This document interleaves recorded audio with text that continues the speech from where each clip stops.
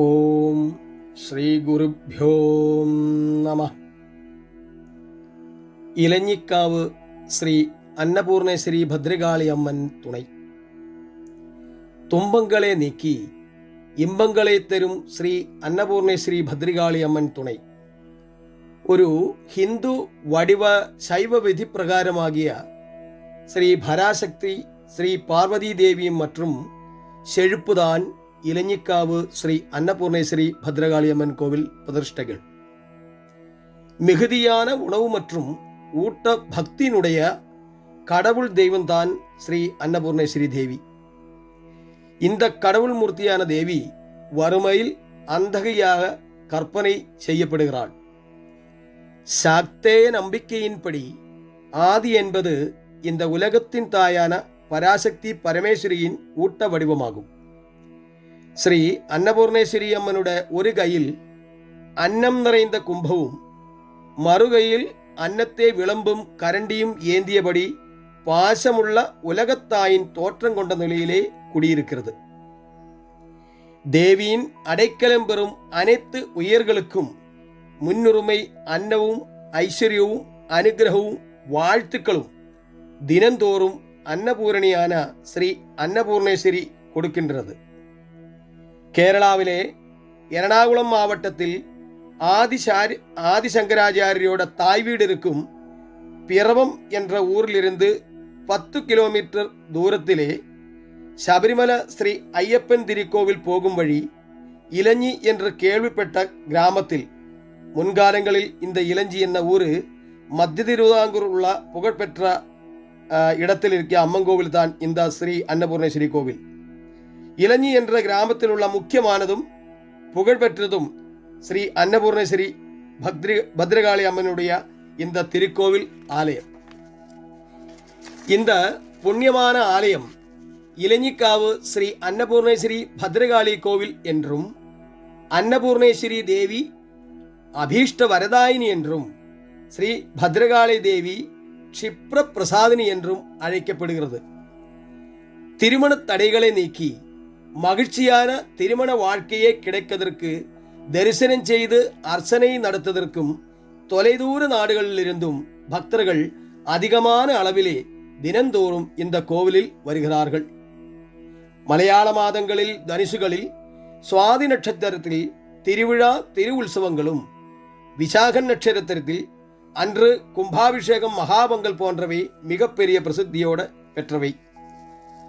மாதங்களில் முதல் வெள்ளிக்கிழமைகளில், அதாவது 30 வெள்ளிக்கிழமைகளில் யட்சியம்மனுக்கு வாழைப்பழம், சர்க்கரை, அரிசி வரைத்தை தூள், தேங்காய்பூள், வெல்லம் போன்றவை நைவேத்தியமாக அர்ச்சனை செய்ததற்கு பின் மல்லிப்பூவின் மாலை சார்த்தியும் மல்லிப்பூ கொண்டு அம்மனுக்கு அர்ச்சனை செய்வதும் அபீஷ்ட காரியசித்தி கிடைப்பதற்கு முக்கியமான வழிபாடுகளாயிட்டு நடைபெறுது.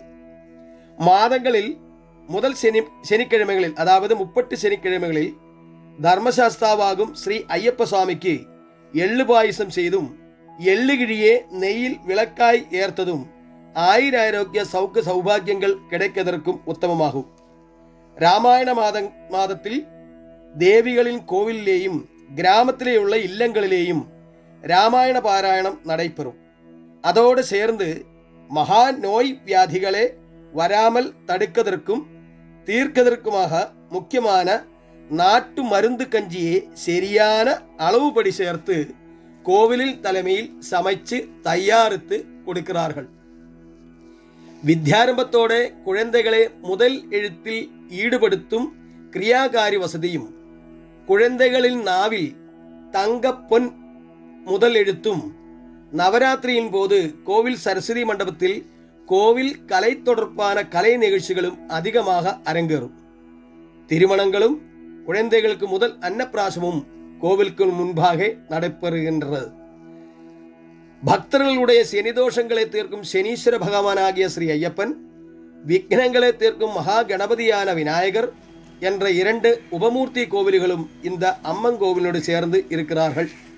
மேலும் நாகராஜா, நாகயட்சி முதலான நாகதேவதைகள், யட்சியம்மன், யோகீஸ்வரன் மற்றும் ரட்சஸ் மூர்த்திகளும் அமைந்துள்ளனர். ஸ்ரீ மகாவிஷ்ணு பகவான் பிரசன்னமாய் இருப்பதால் கோவில் திடப்பள்ளியில் பத்மத்தை போட்டு நைவேத்தியம் கொடுக்கின்றது. மண்டல காலத்தில் 41 நாட்களிலேயும் ஸ்ரீ ஐயப்பன் என்ற ஸ்ரீ தர்மசாஸ்தாவுக்கு சிறப்பு பூஜைகளும் தீபாராதனை தூப தீப கற்பூராதி காட்சிகளும் பக்தர்கள் நம்பிக்கையோடு செய்கின்றனர். சபரிமலை தரிசனம் பண்றதுக்கு போகும் ஐயப்ப சுவாமி பக்தர்களுக்கு இந்த புனிதமான ஸ்ரீ அன்னபூர்ணேஸ்வரி பத்ரகாளி அம்மன் கோவிலிலே தங்குறதுக்கு ஒரு முக்கியமான இடத்தாவளமாகும். கோவிலினுடைய அன்னதான மண்டபத்திலே சுவாமி பக்தர்களுக்கு விரிவைத்து படுத்து தூங்குறதுக்கும் ஓய்வெடுப்பதற்கும் வசதி உண்டு. கேரளாவில் இருக்கும் திருச்சூர் வடக்குநாதர் கோவில், ചോറ്റാനിക്കര അമ്മൻ കോവിൽ താണ്ടി പിറവം ഇലഞ്ഞി വഴിയാക പാല என்ற இடம் வழியே ശബരിമല ஸ்ரீ ஐயப்பன் கோவிலில் செல்லும் தூரம் கம்மியான முக்கியமான வழிதான் இந்த கோவில் இருக்கும் இடத்தோடுள்ள வழி. இலஞ்சி என்று பெயரான கிராமத்தில் பக்தர்களை காப்பாற்றுவதற்கு ஆக இந்த ஸ்ரீ அன்னபூர்ணேஸ்வரி பத்ரகாளி கோவில் அமைந்துள்ளது.